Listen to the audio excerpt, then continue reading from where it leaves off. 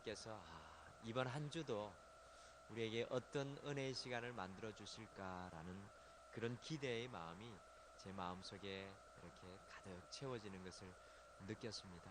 우리 성도님들도 이 월요일 아침부터 주님의 마지막 7일간의 행적을 쫓아가실 때에 여러분들에게도 하나님의 놀라운 은혜와 여러분 하나님이 보여주시는 놀라운 새로운 것들이 보여주시는 귀한 시간 되시기를 바랍니다. 어제 말씀처럼 우리가 이번 한 주는 좀 주님 앞에 모든 것을 벗어버리는 한 주가 되기를 소원합니다. 그래서 오늘 이 고난주간 새벽 첫 예배를 시작하면서 우리 옆에 계신 분들에게 좀 이렇게 인사했으면 좋겠습니다. 예수로 죽고 예수로만 삽시다. 옆에 있는 분들에게 예수로 죽고 예수로만 삽시다. 네. 오늘부터 우리는 이 고난주간 특별 새벽 기도회를 통해서 우리 예수님께서 십자가에 못 박히시고 부활하시는 이 7일간의 발자취를 함께 쫓아가려고 합니다. 참 영광스러운 시간인 것 같습니다. 이 예수님의 7일간의 삶의 발자취를 살피는 것은 우리 그리스도인들에게 아주 큰 의미가 있다고 생각을 합니다. 우리에게 만약에 이 땅에서의 마지막 이 7일간의 삶만이 여러분들 남아있다면 과연 여러분들은 무엇을 하실까요? 우리는 우리가 생각하는 가장 의미 있고 아주 중요한 일을 이 7일 동안 남아있는 우리의 삶의 7일 동안 할 것입니다. 우리 예수님도 마찬가지셨습니다. 예수님께서는 당신의 이 7일간의 삶의 여정을 통해서 당신의 자녀들에게 제자들에게 절실히 말씀하시고자 하셨던 것을 말씀하시는 것을 우리가 성경 말씀을 통해서 볼 수가 있습니다.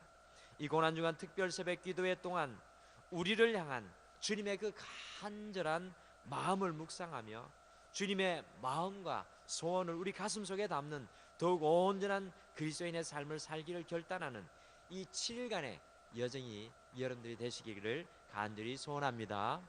오늘 이 아침에는 예수님께서 새끼 나귀를 타시고 예루살렘을 입성하신 종려주일 다음 날에 하신 일들을 여러분들 같이 쫓아가 보도록 하겠습니다. 마가복음 11장 11절의 말씀에 보니 예수님께서는 이 나귀를 타시고 예루살렘에 들어오신 이후에 성전으로 곧바로 가셔서 성전의 모든 것을 둘러보신 이후에 약 3.4km 떨어진 이 베나니라는 마을로 물러가셔서 제자들과 함께 쉬셨습니다.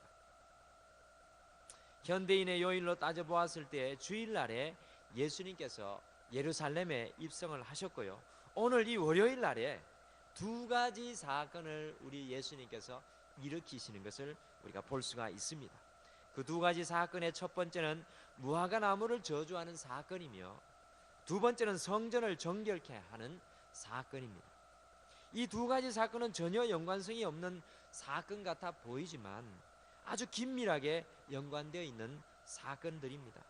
오늘 월요일 이 아침에는 이 두 가지 사건을 우리가 함께 살펴보면서 우리 예수님께서 우리에게 구하시는 것, 요구하시는 것이라는 말씀의 제목으로 주님의 발자취를 한번 쫓아가 보시겠습니다. 우리 주님께서 우리에게 구하시는 것이 무엇일까요?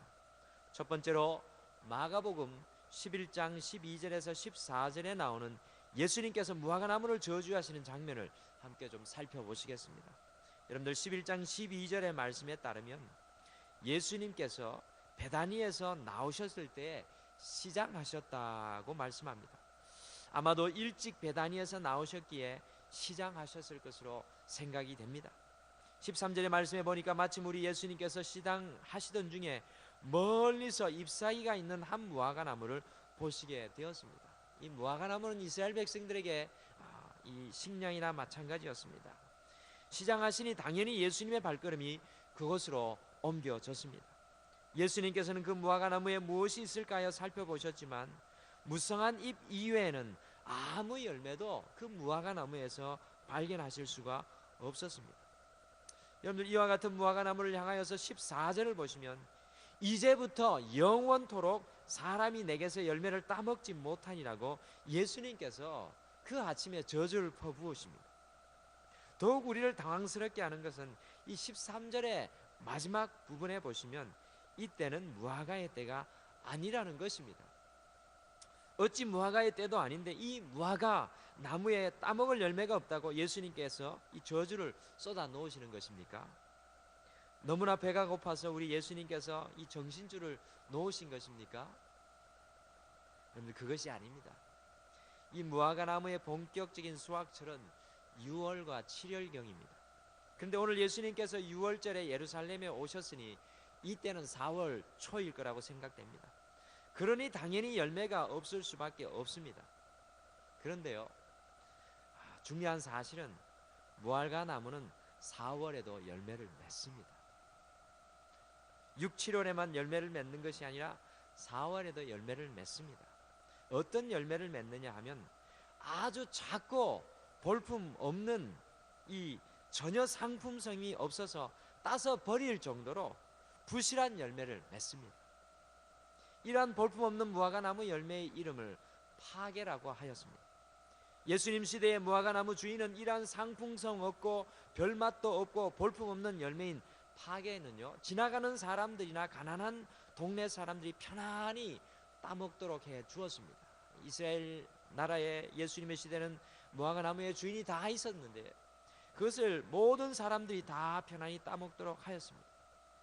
무화과 나무 주인은 본격적으로 이 6, 7월의 상품을 수확을 하여서 판매하였던 것입니다. 그러므로 오늘 우리 예수님께서 이 무화과 나무에게 가서 찾은 열매는 바로 파게였습니다. 볼품은 없어도 크기는 작아도 가난하였던 이스라엘 백성들의 배를 채워주는 그 열매를 우리 예수님께서 찾은 것이었습니다. 오늘 성경 말씀을 유심히 보시면 예수님께서 이 무화과 나무를 특별히 찾아가신 이유가 있었습니다. 여러분, 그것이 무엇이었습니까? 13절 말씀처럼 무화과 나무의 잎사귀가 무성하였기 때문입니다.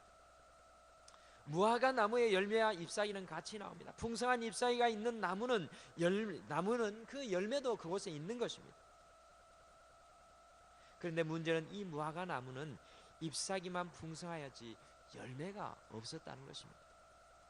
전통적으로 구약 성경에서는 무화과 나무를 이스라엘 백성들을 빗대어 이야기하였습니다. 오늘 예수님께서 저주하시는 이 무화과 나무 역시 이스라엘 백성들을 상징하는 것입니다.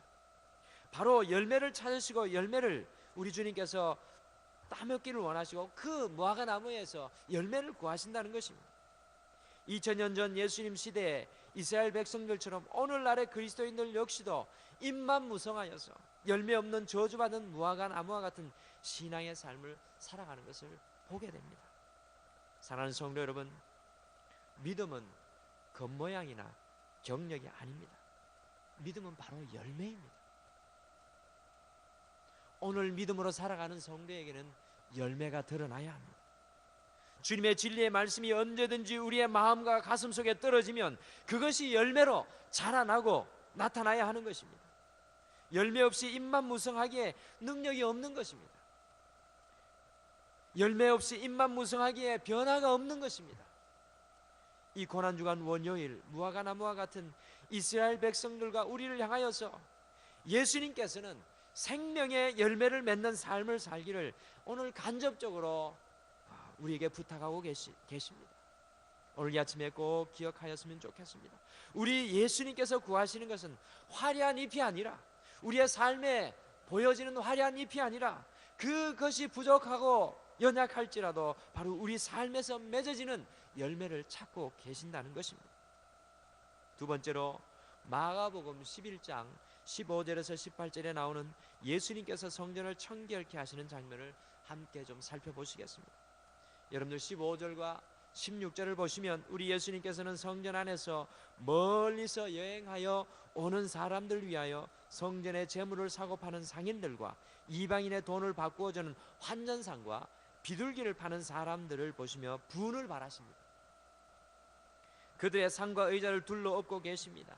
여러분들 16절 말씀을 보시면 아무런 물건도 성전 안으로 지나다니는 것을 허락하지 않으셨습니다. 하나님께 제사 지내기 위해서 재물을 사고 팔며 자신들의 정결치 못한 돈을 바꾸는 행위를 보시고 우리 예수님께서는 분을 바라십니다. 어찌 보면 이 모든 것들이 하나님께 제사 드리기 위한 행위인데 우리 예수님은 이 모습을 보고 분을 바라십니다. 이렇게 예수님께서 분을 쏟아내시는 이유가 있었습니다. 첫 번째로는 예수님께서 분을 쏟아내시는 이유는 하나님께 온전히 예배 드리는 것에 관심이 없는 대제사장들에게 분노하고 계신 것입니다. 두 번째는 예수님께서 분을 쏟아내시는 이유는 이 성전 역시도 다른 누가 아니라 바로 이스라엘 백성들을 상징하는 것인데 진정한 열매 없이 형식적으로만 예배하는 이스라엘 백성들을 향하여 오늘 이 아침에 분을 쏟아내고 계신 것입니다. 17절에 예수님의 말씀을 보시면 하나님의 성전은 만민이 기도하는 집이라고 하십니다. 그러나 이것이 장사하는 장소가 되어 버렸습니다. 예배의 진정한 알맹이가 열매가 없이 입만 무성한 이스라엘 백성들의 예배의 모습을 단적으로 드러내 보여주는 것입니다. 기도가 무엇입니까? 하나님을 깊이 만나는 것입니다. 하나님의 마음을 우리 가슴에 품는 것입니다. 하나님께 마치 세리의 모습처럼 주님 저는 죄인입니다라고 고백하는 진정한 예배의 모습입니다. 이스라엘 백성들은 이 모습을 잃어버리고 입만 무성한 성전의 삶을 살아가고 있었습니다. 이것을 보시고 예수님께서 분노하고 계신 것입니다. 오늘 이 월요일 날 예수님께서 보여주신 두 가지의 사건들, 무화과 나무를 저주하시고 성전을 정결케 하시는 사건을 통해서 우리 예수님은 우리 성도의 삶을 이 겉을 보는 것이 아니라 속을 보신다는 것을 우리가 다시 한 번 더 깨닫게 됩니다. 겉으로 보이는 것이 아니라 우리가 맺어내는 열매에 우리 예수님의 마음이 있다는 것을 깨닫게 됩니다. 우리 예수님께서 진정으로 구하시는 것은 화려한 잎이 아니라 알맹이가 빠진 화려한 예배가 아니라 진정한 열매와 진정한 예배인 당신을 향한 진정한 기도를 우리 예수님은 우리들에게 구하고 찾고 계신 것입니다.